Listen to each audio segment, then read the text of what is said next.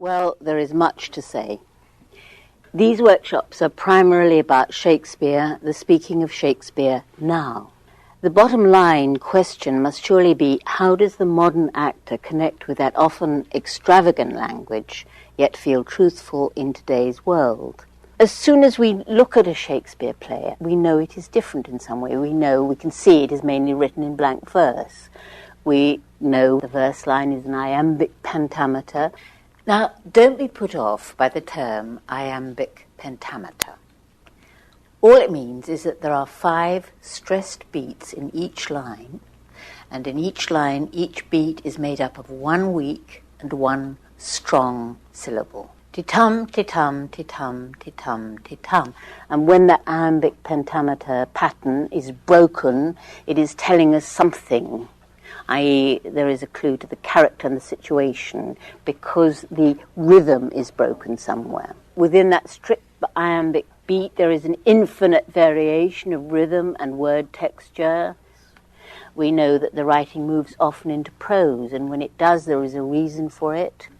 We know also that it contains forms of rhetoric like antithesis, assonance, alliteration, ladders of thought, etc., all of which we will be investigating in these workshops. The exercises I've developed are about setting up certain physical resistances in order to help the actor release the language and also your subconscious reaction to it.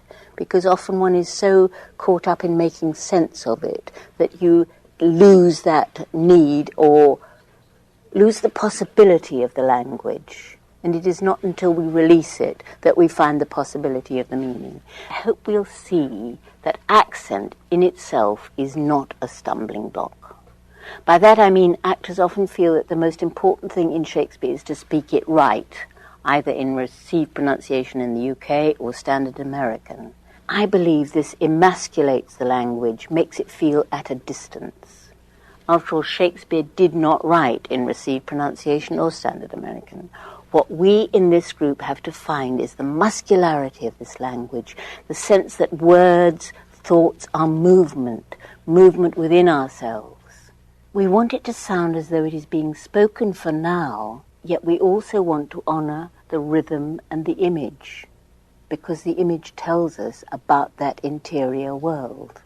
So how do we enter this imaginative world? If we keep it as only being truthful to ourselves now, we diminish it.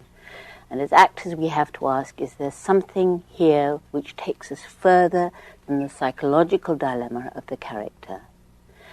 We also need to get the audience to hear something beyond the text, beyond the literal understanding of the motive, the feeling, the meaning, to hear what is under the text. And so much has been written about Shakespeare and about how to perform it as if there were a right way, that it is difficult to throw all that out of the window and allow our intuition to work, allow us to hear it within ourselves.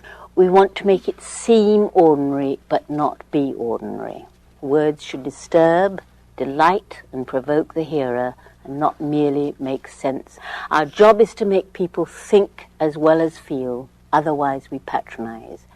But to get to this point we need to work, we need to practice this language to see how its form and music connects with us, with and informs our world. Now, in these workshops I'm going to be working with Andrew Wade, who is my colleague at the Royal Shakespeare Company. He will be also leading the preparation video. So this is Andrew. Now, I would like to get on to some work. So, gallop apace, you fiery-footed steeds, towards Phoebus' lodging. Enough talk. Let's work.